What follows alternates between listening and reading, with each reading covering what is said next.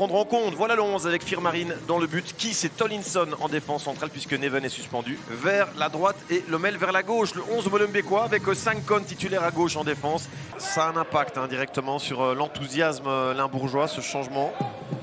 Henkens qui est sorti et donc Molenbeek maintenant qui se porte vers le but avec Klaas qui centre, Nzouzi pour l'ouverture du score, la sortie de Firmarine pour rapporter des points en Molenbeek. Dante qui se trouve complètement avec cette passe, Thordarson et Verskuren surtout pour en profiter pour Lomel, la sortie de Fourny qui évite le pire et une faute commise sur Romens. Heureusement de Fourny qui sauve la mise. Ça fait 7 possibilités en 45 minutes. Pour 3 occasions lomelloises. Et celle-ci peut terminer au fond, la 4e. Arthur Salès qui la met au fond ou pas. Dante qui revient mais c'est goal.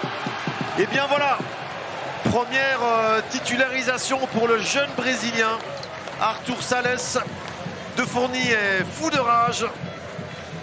Regardez, ça passe beaucoup trop facilement dans l'axe. Roysson, Dante dépassé.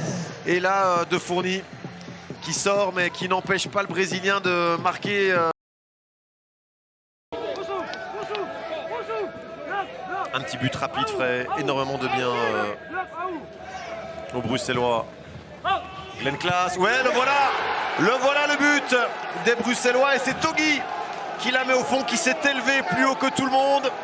2 minutes dans cette deuxième période et les Bruxellois qui rétablissent la parité. Nouvelle vareuse, c'est ce qu'on attend de lui et ça vient sur phase arrêtée. Regardez-le comme il s'est dressé haut dans ce petit rectangle. On se demande ce que Firmarine faisait d'ailleurs. Un but partout, William Togi. Avec Libert, première balle de Libert. Qui a, c'est vrai, une qualité de centre intéressante. C'est aussi peut-être ce que veut amener Evra. Dante qui se trouve pour la deuxième fois. Et ça va au fond. Pas de faute signalée par Marco Simonini. Et doublé pour Arthur Salès. Qui fait 2-1 pour Lomel. L'avertissement pour De Fourny qui proteste, qui estime qu'il y avait une faute. Et Salès, redoutable d'efficacité dans son face-à-face. Le deuxième avec De Fourny pour le 2-1. Notamment Corentin Lavie, que j'aperçois, Zakaria El Ouadi. Franc jeu rapidement, Nzouzi. Le centre, deuxième poteau, le goal, le doublé de William Togi qui égalise pour les Molenbeekois. Firmarine battu par la deuxième fois par le jeu-tête de William Togi. 2-2. William Togi, 3e goal de la saison pour le Bruxellois. Désormais meilleur buteur des coalisés.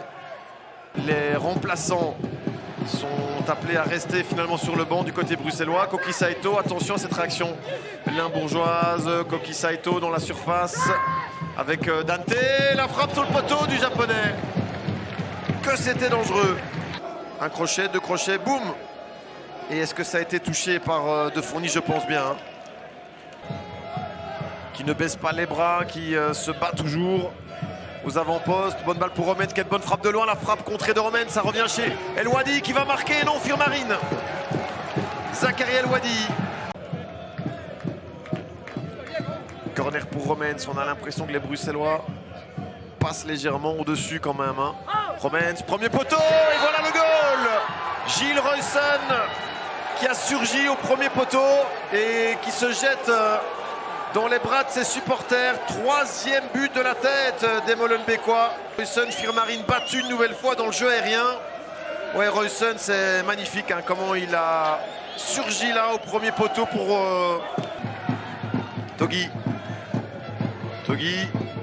La petite passe vers El Ouadi pour le 2-4. Ouais, ça rentre, non, sur le poteau.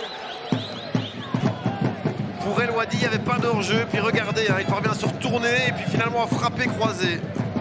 Très compliqué à réaliser. Zakaria El Ouadi, ça méritait mieux. 2-3 grâce à une excellente deuxième mi-temps des Bruxellois, menés 1-0 à la pause.